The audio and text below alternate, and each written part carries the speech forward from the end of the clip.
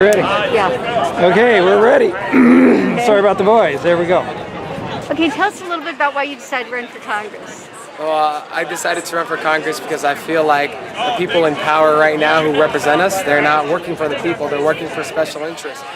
Like the health insurance industry or Big Pharma, and as a result of that, we're out here on these streets fighting for health care as a right. We're the only nation that doesn't provide it. So that's why I'm running, we're running, it's not about me, it's the people here.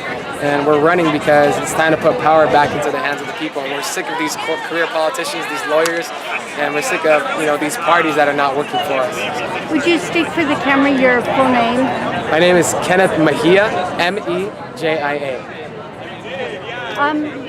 Today you organized a Healthcare for All march that looked to me like it had well over 1,000 people in it. Yeah. What is the reason that you put this together? We did healthcare specifically because we know it's under attack right now.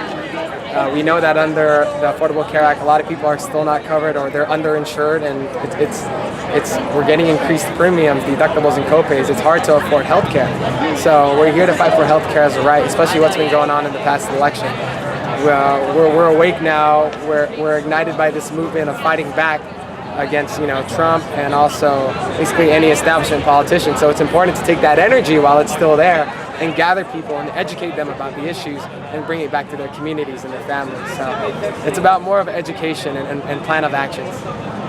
It's going to be a couple of years before we have a new Congress. Right. Do you support having single payer here in California in the meantime? Yes, I support single payer anywhere.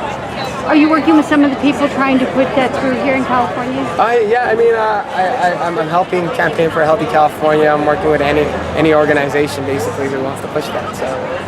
What are some of your other issues? How do you feel about the Middle East and the wars we're in there? I mean, the Middle East, it's terrible. What we're doing is, although we're seeing this ban from 7 countries who are predominantly Muslim, we have to realize that through U.S. imperialism, we've also destroyed their country. So they're just coming here to find a better way. And so I don't think we should be out there in the first place spending trillions of dollars, and we could be taking care of the people here at home.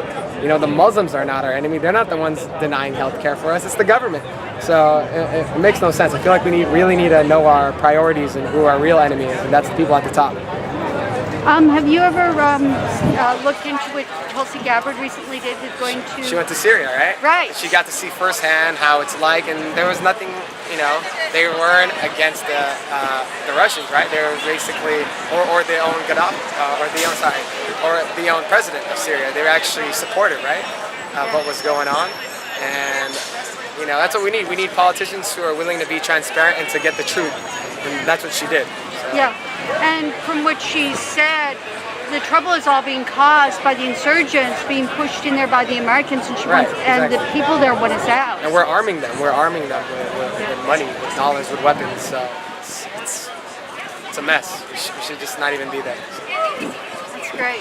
What do you think about the criminal justice system? I think our criminal justice system is broken. I think it's systematically racist at times.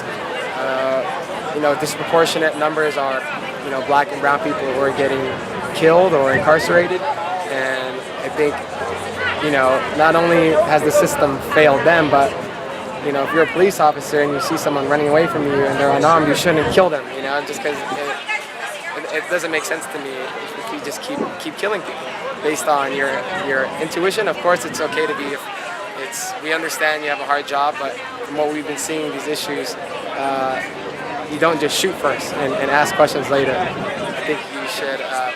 We need to find a way to have that excessive force or the use of excessive force needs to be reevaluated in better training, especially in places like LA, which is diverse people of color. And we had the second year in a row the LAPD has killed the most people out of every other police department. So we have a lot of restructuring to do, and that's how I feel about it. How do you feel about the militarization of the police that's been happening recently? Right, the militarization all the way from the LAPD all the way to Standing Rock. I feel like it's, why are they doing it? We're not, people are demonstrating they're not doing anything wrong. They're obviously fighting back against the system that puts us down, which is our government. So I think the militarization of the police, they look like they're going to war. they're you know, we're just people just on the streets fighting for what's right. You mentioned Standing Rock. How do you feel about all the pipeline that's been laid? Yeah, the pipeline, I mean, number one, we got to respect our indigenous sisters and brothers. They've been through genocide and they've been erased, but they're not, you know, they're fighting back and they can't build through their sacred lands. And most importantly, they're one with Mother Earth, and that's something we as people of America, we need to realize that this earth is not going to be around any longer if we keep extracting oil from them with these pipelines and what they're doing over there. So it's a terrible issue what Trump is doing with his executive order to look into and reopen the building of the pipelines, Keystone and Minneapolis. Are there any other issues that you want to talk about within the environment or civil rights, the Patriot Act? I mean, yeah, there's a lot of issues that we're running on. You know, we're here today for healthcare. Not only that, we want an economy that works for all of us, because I feel like if you fix our economy, we get to fix a lot of things, or at least reduce, you know, crime, poverty. People could actually have money to get healthcare or to buy a home. Another issue is education. Education should be a right. Another issue is healthcare, which is what we're doing. Another issue is immigration reform. We need that. We need to get our undocumented sisters and brothers out of the shadows and find a welcoming pathway to citizenship for them. And another big issue is homelessness here in LA.